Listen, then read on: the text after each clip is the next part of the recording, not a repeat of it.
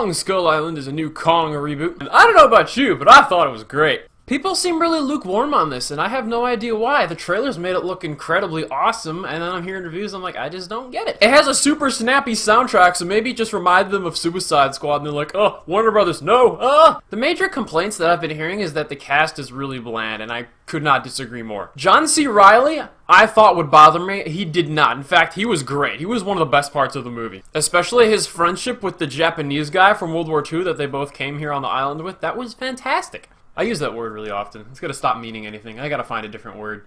Very good.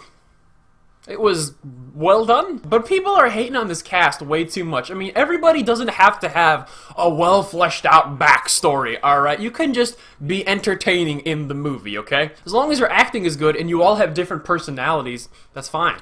The characters were great. The movie's introduction is actually really fast. After a little prologue, we have John Goodman trying to get this expedition to Skull Island funded. John Goodman is the Jack Black for this movie.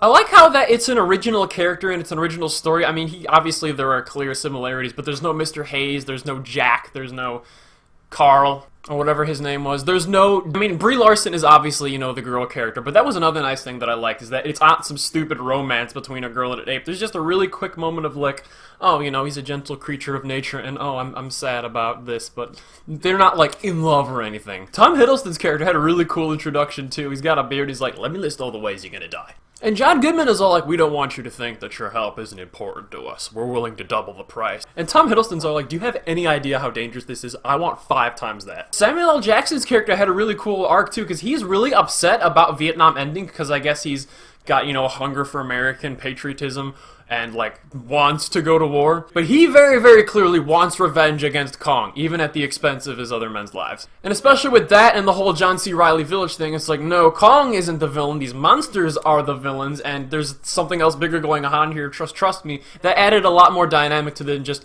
there's a monster trying to kill us, we need to get out of here.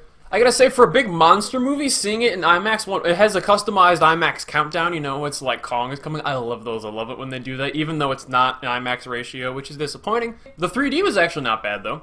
And the CGI on Kong himself and the monsters is actually really good, but there were a couple times when the environment is like, that looks like green screen, maybe? But that's usually when they're standing in the background or looking really high up from far away, or the camera's in a weird spot, like with the like on the 8K at that giant spider thing.